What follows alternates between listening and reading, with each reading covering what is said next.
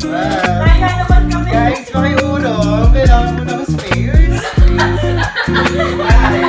Wow, what? Wow. Gosh.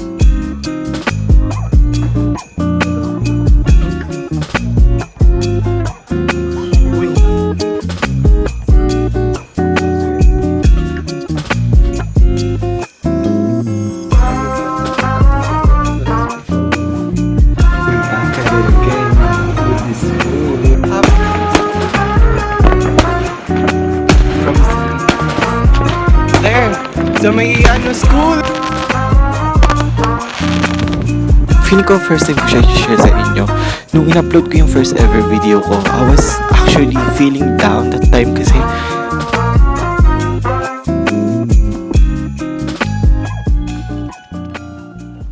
let me sip this matcha before we start this video.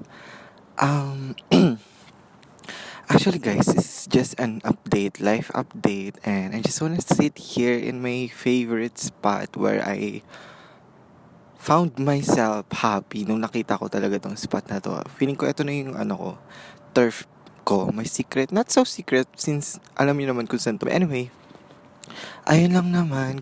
I just wanna sit here, enjoy the lights kahit na wala akong glasses ngayon. Yes. Enjoy natin itong mga lights na to na parang party-party, mga ilaw-ilaw. Pero yun nga, isipin nyo na lang, we're just chilling here. And I'm just making kwento. But anyway, let's cut to the chase. Feeling ko naman di nyo nakita yung mukha ko, so you have no choice but to listen to me. Pero let's cut to the chase. Pero ang dami ko sabi. Pero anyway, yung reason naman kung bakit daw napag-upload for almost a month now, yung last vlog ko is yung parade pa, which is nangyari pa noong December 1. And a lot of things has happened already after December 1. Of course, we celebrated Christmas and New Year's Eve. Sobrang dami talagang nangyari noon. But eto na nga, during New Year's Eve, nasira yung phone ko. Real. My phone was broken during New Year's Eve. It's Christmas Eve right now, and I'm in contact with Apple support because my phone got stuck on its logo, or like it's blinking from there. Ayan, nag-blink siya. Imagine how I celebrated New Year's Eve. I even used this phone that I'm using right now as my microphone. Live update. Oh my gosh, what time is it? It's 11:20 p.m. Pinagtatawan yun itong cellphone ko before. Naulo to, be. Ito ang buhay ko lang before. Grabe ko. #vintage. Ano ba yan? Vintage. Ang grainy na, dapat maganda lang ilaw mo dito. Uy, grabe ka. I'm just a chill guy.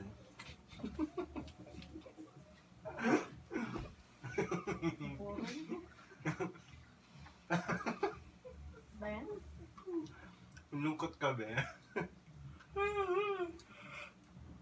Lungkot na, antok pa. Nakakaantok na, tagal nga mo. Alam mo, pag tutulog na talaga ako. Back at it again with this phone. Is this watch? Or is it? Is it working? It's blinking. It's blinking. Imagine hindi ako makapag-take ng photos. And not only that, bro. Wait, alam mo take off these headphones kasi baka sobrang lakas ng ng boses ko. But not only that, what really happened was, nung New Year's Eve kasi, puno na yung phone ko. So, lagi naman, as usual, lagi na pupuno yung phone ko.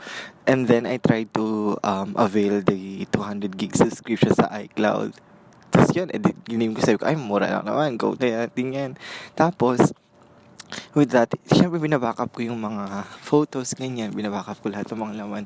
Yung phone na ginagamit ko ngayon, yung iPhone, 15 Pro Max, 256 gig siya.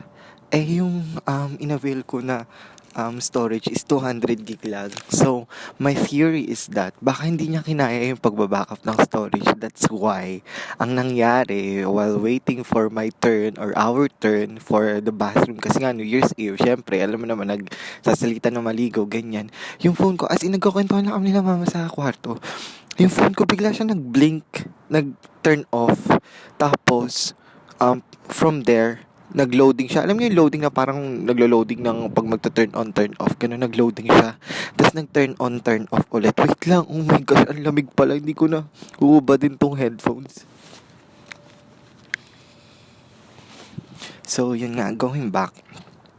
Nag-turn on, turn off siya. Tapos akala ko, okay naman. Edi, syempre, in my mind, ang gagawin ko is i-charge ko. Charge ko siya. Tapos, from there, hindi siya nag-open, real na nag-stuck siya sa logo na nag-turn on, turn off. Tapos, I tried everything that I've searched online. Pinull up ko pa yung laptop ko, ganyan. Tinan ko yung parang, hold the upper volume, tapos lower, tapos yung main button, ganyan. As in, lahat ginawa ko. Then, I end up contacting Apple support.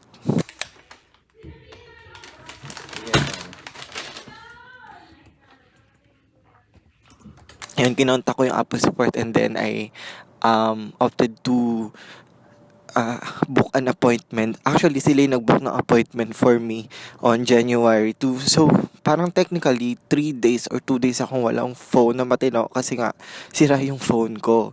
Tapos, edi jump to January 2 na ang nangyari nun. Siyempre, pinuntahan ko yung appointment, kanyan. But before mag-January 2, yun yung siyempre, January 1. January 1, I decided to run.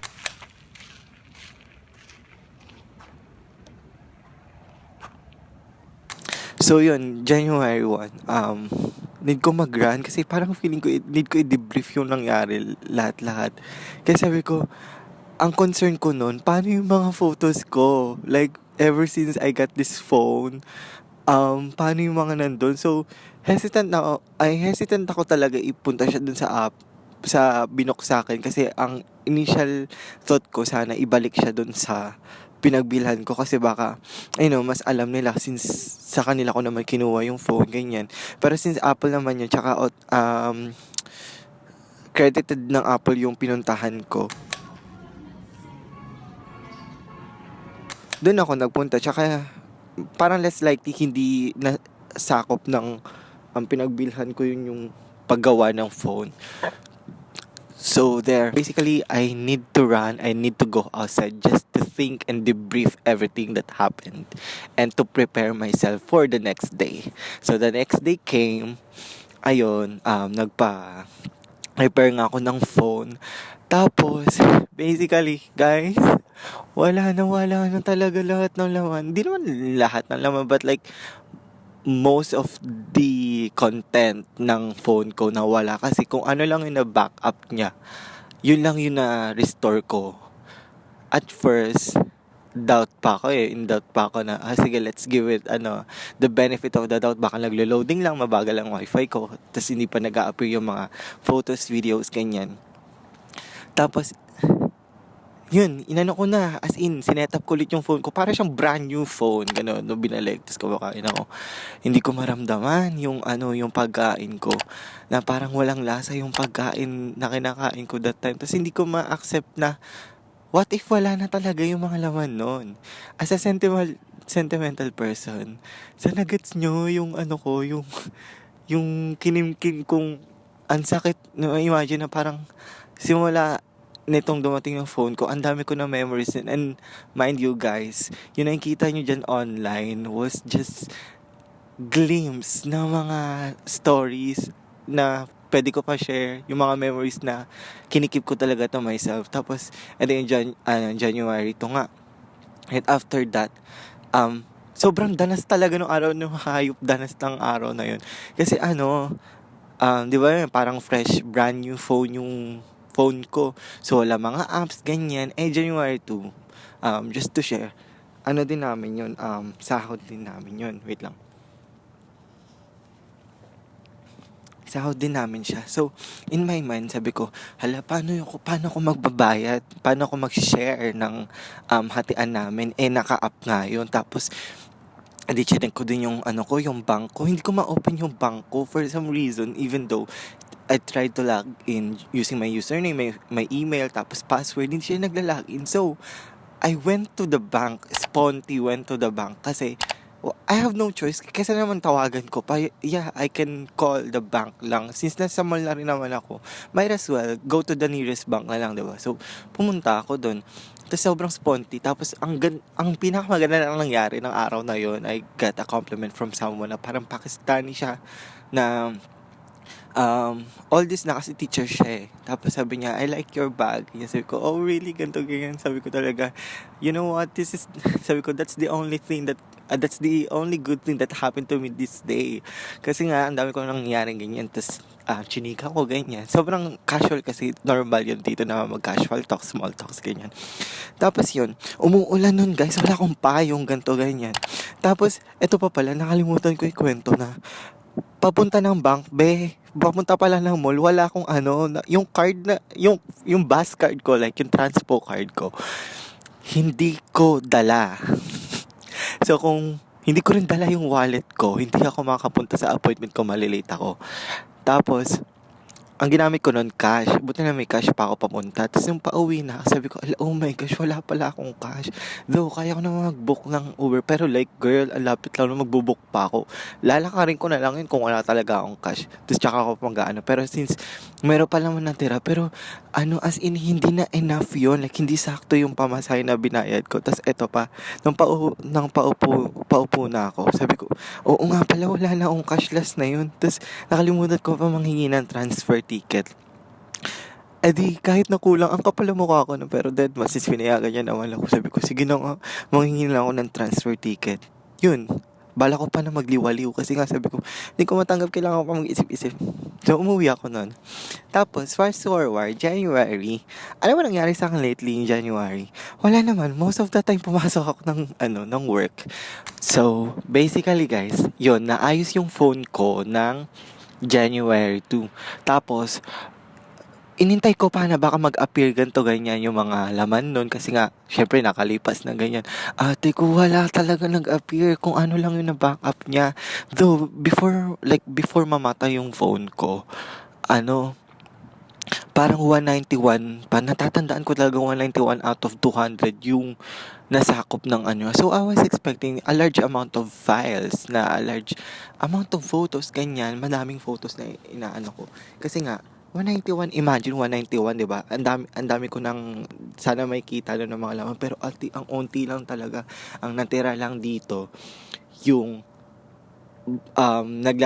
maglalagay na ako ng gifts dun sa Christmas tree namin kasi nag-vlog din ako nung bumila ako ng mga presents sa kanila, ganyan. Tapos yung nag-gift wrap, as in, sobra talaga, ang daming video na nawala. Tapos ang dami pa talagang ganap nun. Tapos ang next day, yung pagbukas naman ng presents ko, ganyan. Tapos the day after nung Christmas Eve, ayun, pasok pa rin, bumalik ng pasok, ganyan. Tapos, New Year's Eve, madami talaga, guys, New Year's Eve, wala na, doon na, since wala na akong phone, doon na stop yung pag-vlog ko, kasi nga, wala na akong magamit ng mga clips. Though, ang lesson learned doon, dapat hindi ko na prinolong yung pag-e-edit. Sana kung na-edit ko yun before Christmas Eve. Pero, ang plan ko kasi was, pagsabahin yung Christmas Eve at saka New Year's Eve, kaya hindi ko din siya in-edit para sana isahang edit na lang at saka isahang vlog na lang, magkasama na silang lahat doon. Kaya nandun siya nakabinbin, ang ending hindi ko tuloy nagamit lahat. So yun, life lately,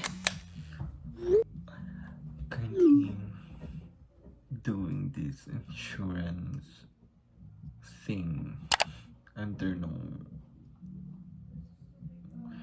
work. Yeah, I'm still deciding if ano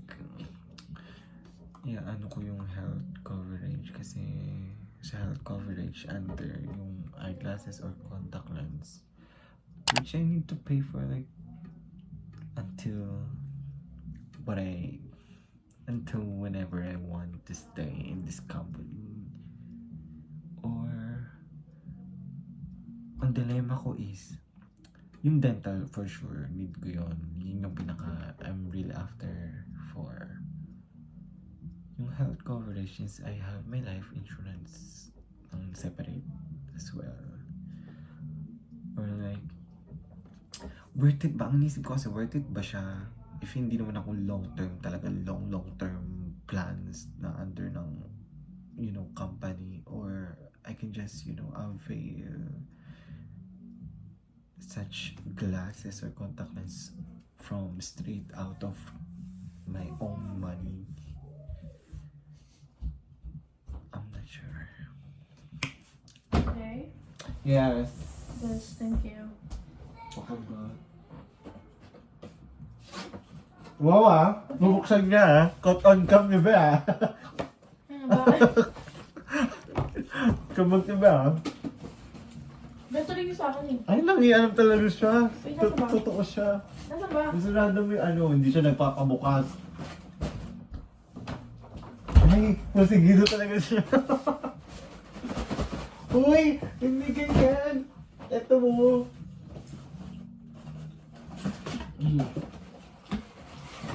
Nagpapabukas. Same daw tayo ng brand. We're Oo nga. besties. Ang ganda nga. Alam mo ba ang story niya? Ano? Di ba sabi nga ni Tita G, sale daw yung yung lobo. So I went there. Tapos naka 39 yung nila, yung boots. Ayan? Tapos, oo, di ba, nabili ko na siya. Na nandun ako sa bus stop. Tapos dun sa bus stop na ako, chinek ko yung transaction sa card ko. Kasi nandun notification, di ba?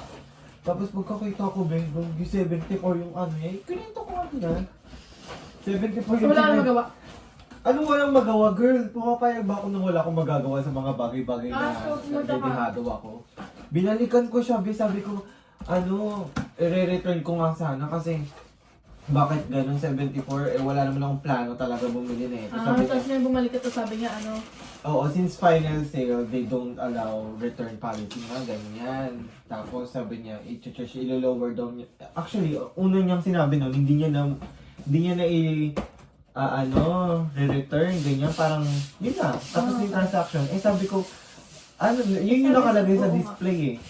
Sabi ko, di ba, hindi ba, it's your fault. Ganun, sabi ko. Tapos ang Sabi niya, hindi yan nakaganon sa display. Sabi ko, no, I check it from the display. I actually, yun nga, nilapitan ko pa nga yung, nila, dun yung cashier nila before ko purchase. Sabi ko, I'm not sure sa size ko. Tapos Get it to the point, kasi nagugutom. yeah, yun. Sabi niya, nilower down niya yung sabi niya, sige, lang namin, pero hindi talaga yun yung price niya. Tapos, pinapalitan niya yung display So, nila. magkano?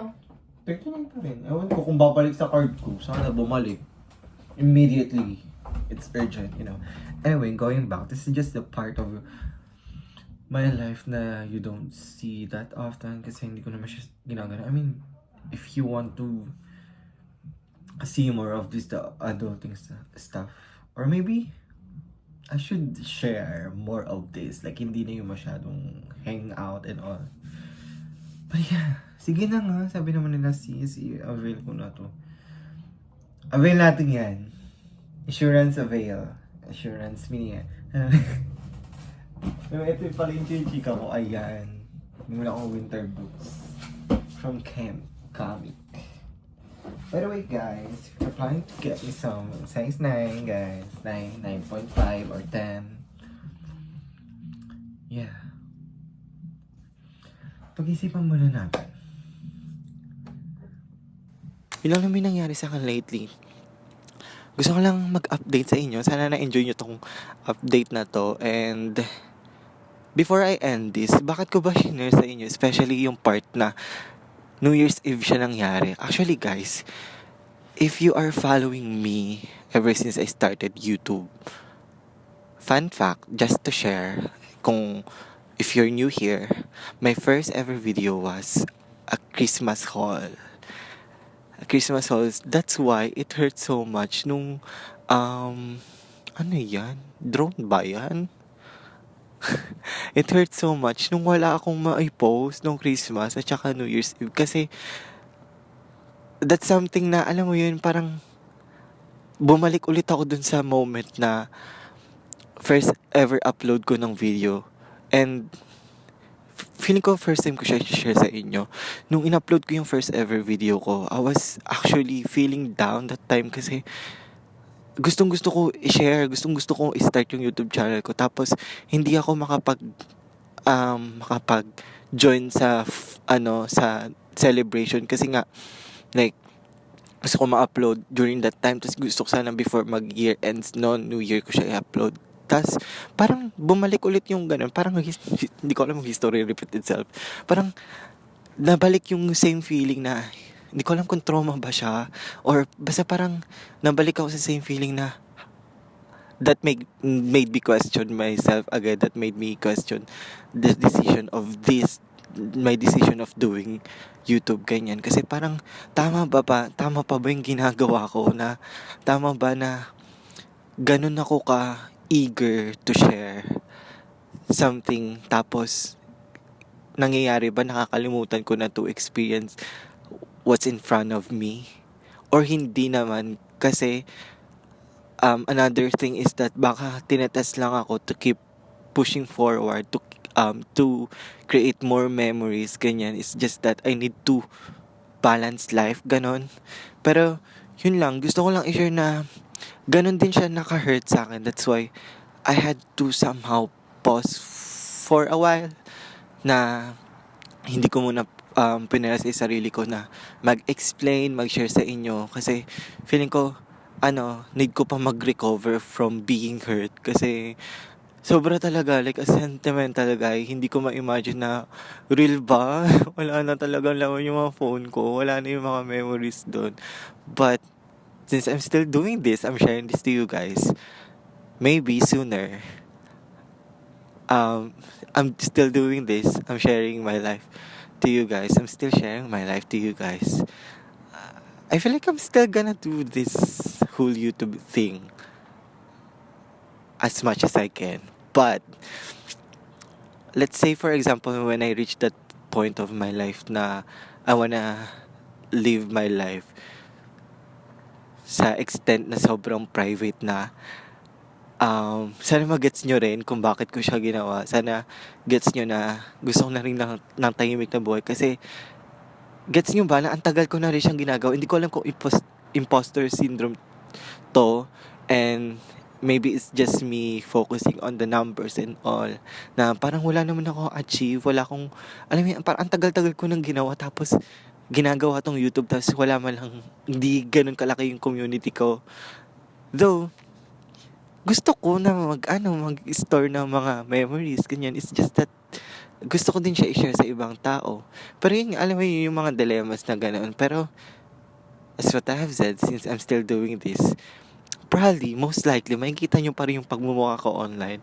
And again, if I'm not here on YouTube, you can find me on my Instagram and TikTok account. So, yeah, if you reach this point of the vlog or the video, thank you so much for watching. And I'll see you guys more often. Or like, yeah, sa mga socials ko. I feel like that's it for tonight. Need ko nang umalis dito kasi may nagro-roam around na guard. Baka bawal pala dito. Pero like, I'm just sitting here po.